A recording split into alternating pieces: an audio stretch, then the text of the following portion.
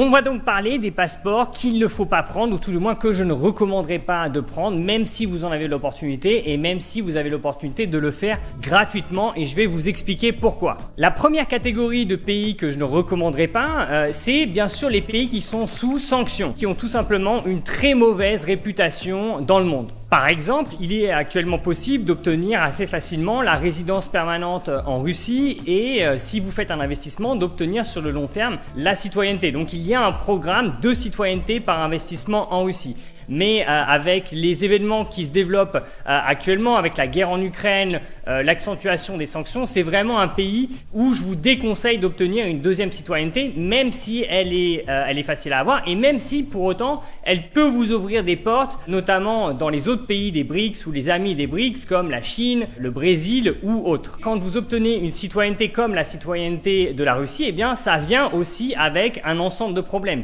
Par exemple, aujourd'hui, il est très difficile pour les citoyens russes d'avoir accès à l'Union européenne. Il est très difficile pour eux d'ouvrir des comptes en banque ou tout simplement de circuler sans aucun problème dans l'Union européenne et dans d'autres parties du monde. C'est pour cela que je vous déconseille absolument d'obtenir une nationalité ou une double nationalité d'un pays qui engendre ce genre de bagages. Et puis, il ne faut pas oublier que la citoyenneté russe vient aussi avec un service militaire obligatoire. Ça fera l'objet aussi d'une seconde partie dans cette vidéo où on va parler aussi des pays qui imposent le service militaire obligatoire qu'il faut donc éviter, et donc c'est pour ça que je vous déconseille. À la limite, peut-être que obtenir la résidence permanente en Russie, ça peut être acceptable dans la mesure où vous n'avez pas à voyager avec votre résidence permanente en Russie marquée sur votre front.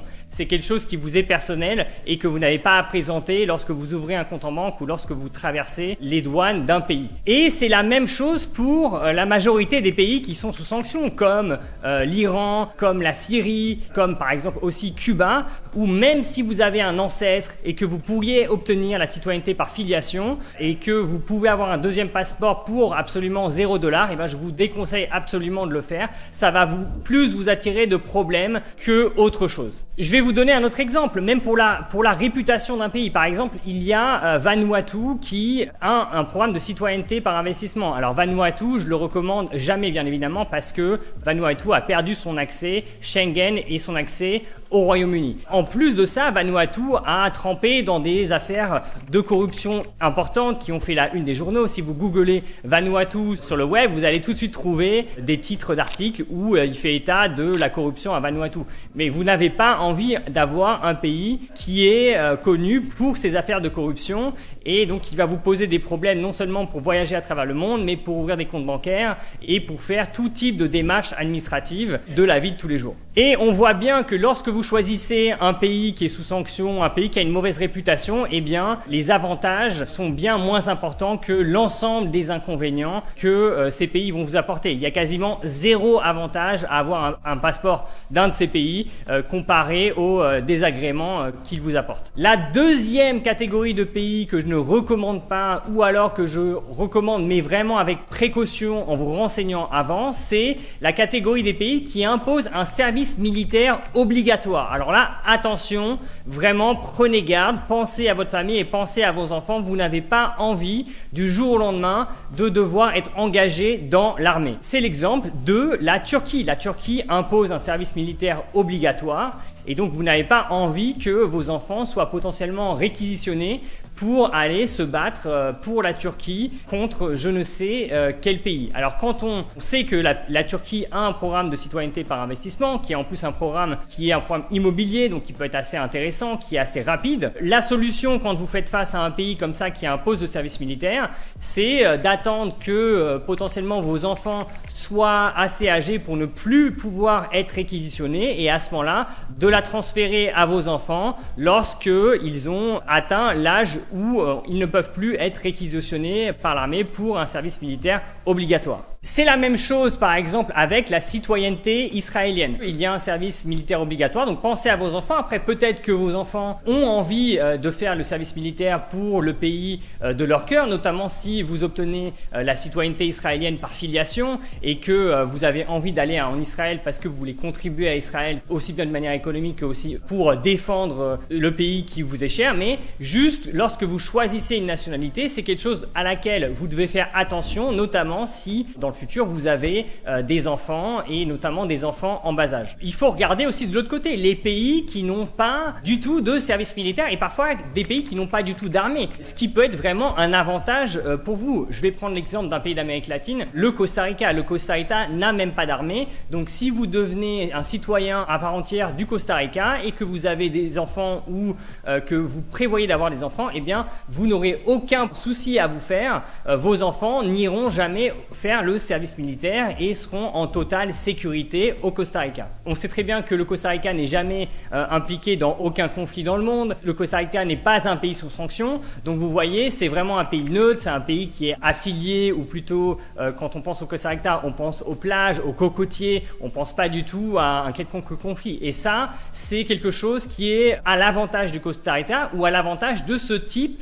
de citoyenneté que vous pouvez obtenir. Une troisième catégorie de pays auxquels il faut penser, c'est notamment les pays où il n'est pas possible de renoncer à votre citoyenneté. Par exemple, aux États-Unis, aujourd'hui, il est possible de renoncer à sa citoyenneté. Dans la majorité des pays européens, il est aussi possible de renoncer à la citoyenneté. C'est la marque de fabrique des pays démocrates où vous êtes libre de faire ce que bon vous semble d'une manière générale, mais en plus avec votre citoyenneté. Et donc ça, c'est un critère important à prendre en compte. C'est le cas notamment de l'Argentine. L'Argentine ne permet pas de renoncer à votre nationalité. Alors après, il faut le regarder un peu plus loin. Lorsqu'on est citoyen argentin et qu'on ne peut pas renoncer à sa nationalité, est-ce que ça a des conséquences? Bon, il y a peu de chances pour que l'Argentine mette en place, par exemple comme les États-Unis, une taxation en fonction de votre passeport, c'est-à-dire de votre citoyenneté. Vous savez que, par exemple, les États-Unis, vous êtes taxé en fonction de votre passeport, c'est-à-dire que où que vous soyez dans le monde,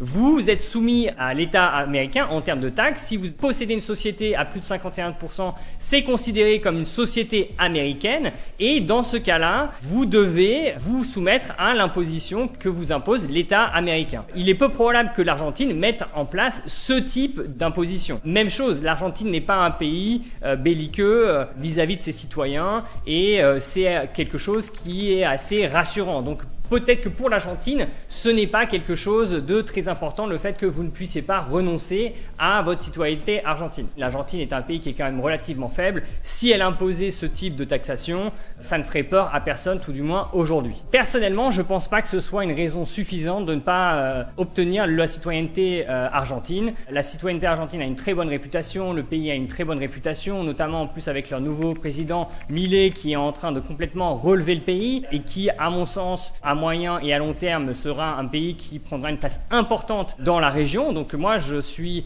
assez enthousiaste à l'idée que mes clients prennent la citoyenneté argentine. En plus, c'est l'une des plus rapides à obtenir lorsque vous obtenez la résidence en Amérique latine. C'est un très bon passeport qui vous permet quasiment d'aller dans le monde entier. C'est aussi un pays neutre. C'est pas un pays qui prend part au conflit. Donc c'est vraiment un pays intéressant lorsqu'il s'agit de prendre une deuxième citoyenneté. L'un des pays qui rend difficile la renonciation à une citoyenneté, c'est le Maroc. Le Maroc qui rend vraiment cette étape compliquée. La citoyenneté marocaine ne permet pas d'aller dans beaucoup de pays. C'est pas un passeport qui a une très bonne réputation. Le niveau de vie, et ça peut être intéressant au Maroc, mais c'est pas non plus incroyable. Donc voilà, attention si vous souhaitez obtenir la citoyenneté marocaine. Faut peser les pour et les contre, mais c'est pas si évident que ça. Et n'oubliez pas que vous ne pouvez pas ne pas y renoncer. Il faut bien aussi avoir conscience que le Maroc n'est pas non plus une démocratie et que tout peut aussi arriver du jour au lendemain, même si moi, à titre personnel, j'adore le Maroc, j'adore les Marocains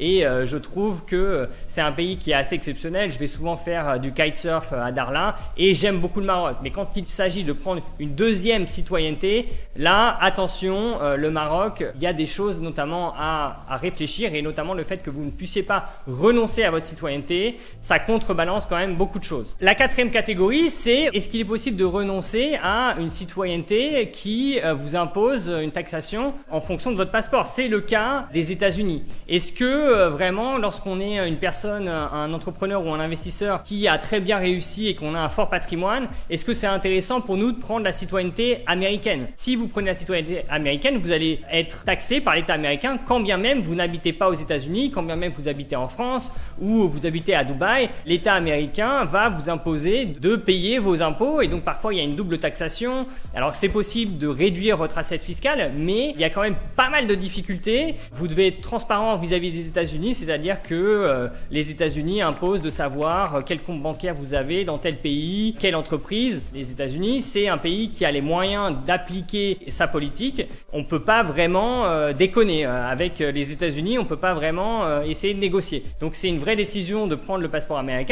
Après, les États-Unis restent un pays incroyable, un pays magnifique où c'est un énorme marché. Si vous faites vous du business aux États-Unis, que vous voulez avoir accès au marché américain et que vous montez une entreprise aux États-Unis, là c'est un autre débat parce que vous allez bénéficier de cet énorme marché, vous allez bénéficier de l'innovation, de l'investissement aux États-Unis lorsque vous voulez monter une entreprise. C'est quand même assez simple de lever des fonds.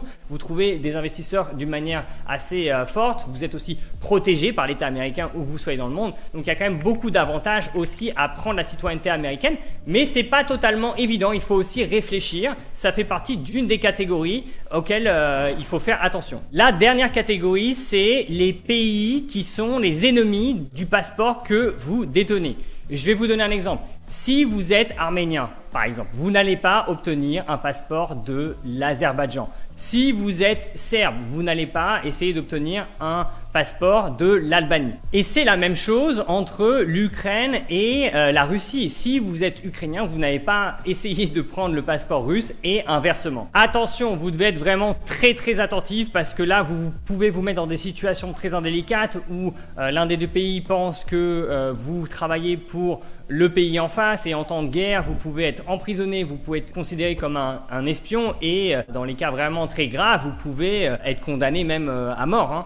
Donc vraiment faites très attention, ne prenez pas le passeport d'un pays qui est l'ennemi de votre passeport actuel, principal que vous utilisez. Si vous voulez en savoir plus sur les passeports ou les citoyennetés par investissement ou par filiation qui vous correspondent le mieux et qui vous aident vraiment à avoir une situation plus confortable en termes de circulation, en termes de étendre votre entreprise ou donner les meilleures opportunités à votre famille ou à vos enfants, n'hésitez pas à prendre une consultation, nous serons ravis de vous orienter vers le meilleur passeport possible pour vous.